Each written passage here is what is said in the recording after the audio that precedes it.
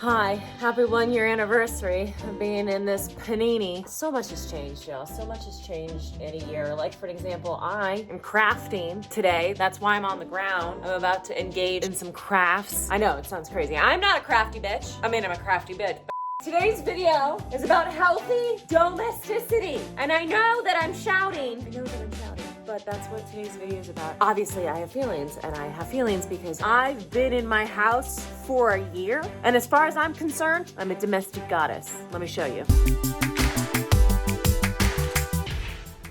Well, hi. Welcome back to this bitch's kitchen. That's right, I am this bitch, and we are in this bitch. As you can tell from my hair, I am stressed. Why? I don't quite know. It could be because we're in a personal pan pizza, because we're in a grand Pangea. I don't know, maybe it's just the way the wind blows today, y'all. I'm stressed, but I've got some things going for me. I got the house to myself. Count your lucky stars, girl. It's just me and this ass. Yes, bitch. Yes, bitch. Yes, bitch. No one's here. I can't be the only one who just loves it when she's the only person in the house. Like, it's like my favorite time. I love it when my loved ones and my family members leave me so that I can do the weird things that I do. When I'm stressed, I love to be domestic. Not for anyone's benefit. No, mostly for my benefit. Like I said, no one else is here. Domesticity, when I'm by myself, makes me feel like I'm in control, but also makes me feel like I'm Miss Havisham, just fronting as like a Doris Day.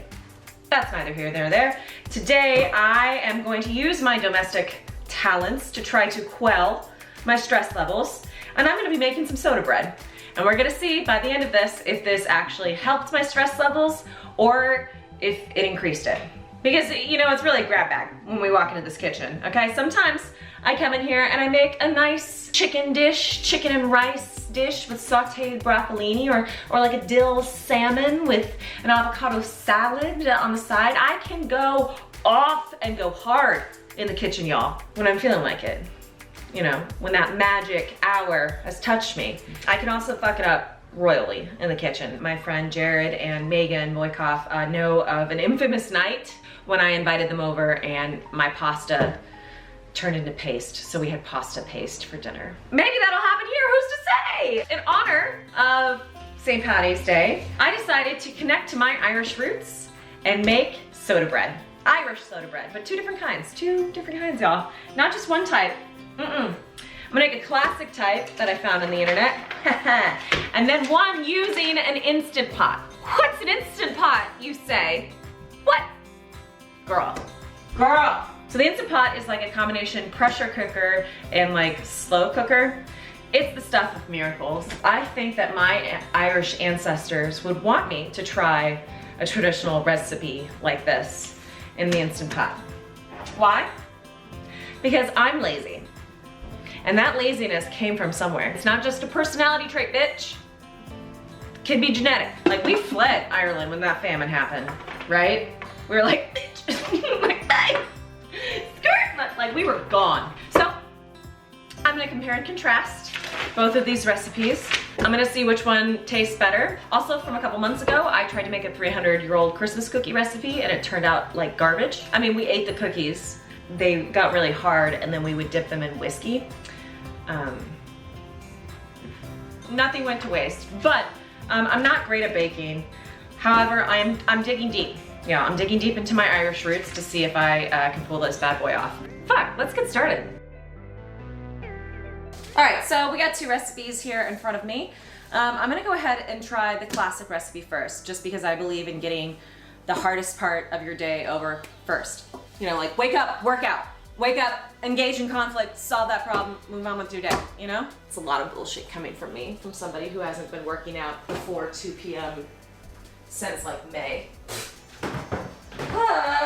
Let's talk about soda bread for a second. So I did like casual research and I found out that soda bread, while it is a traditional Irish recipe, what sets it apart from other breads is the fact that it usually adds buttermilk with baking soda, aka soda bread. Back in the day, they used to call buttermilk sour milk. So sometimes you'll see a recipe with sour milk and baking soda. Putting these two together, you get a chemical reaction that kind of acts like yeast. Notice there is no yeast in a soda bread recipe, and that's because yeast costs money, and this is a poor people's food.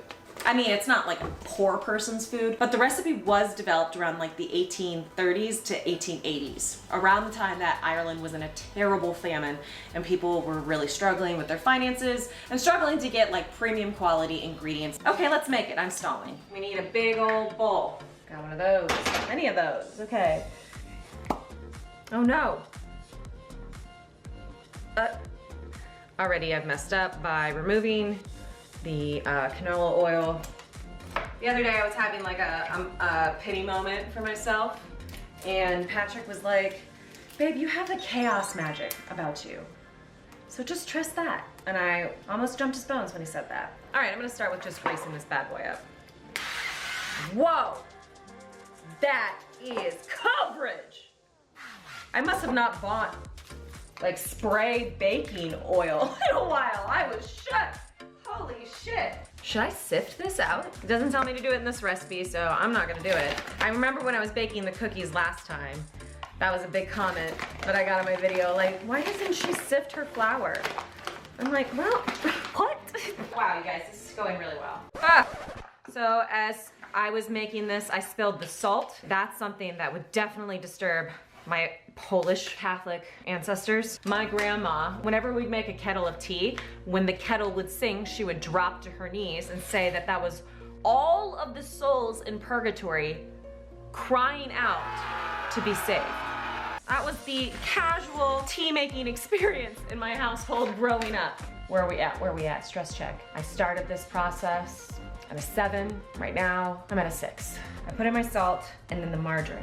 The thing about margarine is it always has to be softened. I have literally never seen anybody on a cooking show do what I'm about to do. Probably because it's wrong. This is the margarine that I have because I'm from California and it's vegan. All right, this is my butter. And I'm softening it. Stress levels are at an 8. They've risen. I don't know if this is soft enough. It feels soft to me, I guess. What does it mean to be soft? Does it mean vulnerable? Get your butter to a vulnerable place. Devin, but butter. Wow, just having an existential crisis over here. Baking is hard, baking is precise, baking requires patience. I think I did it. Stir in 1 cup of buttermilk and an egg. Okay. Another fascinating tidbit of information I learned about soda bread is that you think of soda bread as an Irish thing, but actually this recipe was developed by Native peoples. Native Americans. They use the same kind of chemical reaction in their bread making, which is a buttermilk or a sour milk kind of agent mixed with like a baking soda or something like it. Oh my gosh, is this actually happening for me? Okay, stress check. Oh, she's at a 4. She's at a 4 because I'm doing it. Ooh, boy howdy. All right, I don't want to over knead it because that's a thing that can happen. Melted butter with 1/4 cup of buttermilk. Ooh, girl, take a bath. You're gonna love it. You're gonna feel so good. Where you're going is hot, so let's put some sun cream on you. Put a little protection. Oh yeah, slather that shit on. And then I carve a little X. In traditional Celtic folklore, apparently the X is supposed to like ward off fairies and the fae people. Part of me is like, I'm not gonna do that because if there are fairies, I have questions. I wanna meet them. I love you so much. Let's put her in. I want you to succeed. I believe in you. We did this together. Could you be prettier? I mean, sure, yes, obviously. But I'm proud of you, the way you are. All of your imperfections. You're perfect. Stress levels check. I'm at a 3. I'm happy. All right, bitch, let's go in here. Pop her in. This is the soda bread of the future. This recipe is a little different because it has raisins in it, it has less sugar, less flour, it uses olive oil. Let's get started. Since things are going so well, let's talk about things that are stressing me out lately in life. All of this nonsense online of saying Gen Z doesn't like skinny jeans and they think it's old for millennials to wear. Who the fuck cares? Bitch, you don't know what it's like to live through your prepubescent years with low-rise jeans and braces. You don't know what it's like to layer golf tops. No, you heard me right. polos to layer them. We have a different experience with fashion. We just came to it differently at different times. So don't come for us saying like, this is not good or like old. We've just been through it. Do you know what it's like to come of age when Misha Barton is the it girl? To be honest, this recipe feels a lot like the other recipe. It's just the interesting part is with an Instant Pot, because it's a steam pressure cooker, you have to put water in it and then also elevate your baking device. In this case, it's a Pyrex bowl. And you can put a bit like a steaming basket or like ramekins at the bottom of your Instant Pot. And so that's what I did. And then we'll have some soda bread, y'all.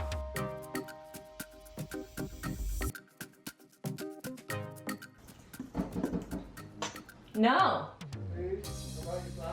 What? Thank you. First, you're very welcome. How's your bacon go? It smells good in here. Speaking of Irish ancestry, look who's here. Speak of the devil. Someone who can't go outside and see the sun without layers of protection. I'm not that burnt. Patrick Carroll, everyone. I'm not that burnt. 30 seconds and then I have soda bread. My very own soda bread. Oh my God, y'all, it's about to get so cute up in here. Pat's taking me on a little date night.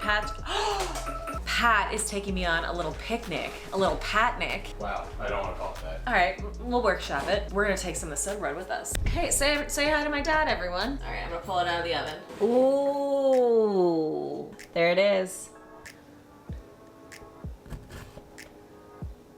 Oh, she came out clean. Here's our first bit of soda bread. Mom, are you proud of me?